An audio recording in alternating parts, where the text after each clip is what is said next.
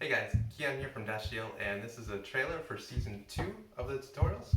So in the first season we used GTK and OpenGL on the desktop, and then this time we're going to be using EGL and OpenGL directly from the hardware. We're not going to go into a desktop, we're going to go directly from the command line.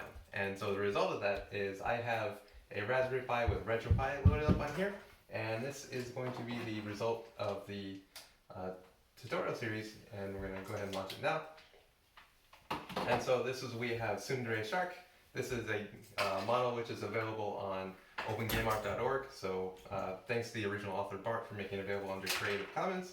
And we're going to start with the application, let the shark rotate, and that's going to be the result of these tutorials. So we start off with setting up a basic EGL context, we move into making a simple triangle, work up to a cube, and then we display a simple model.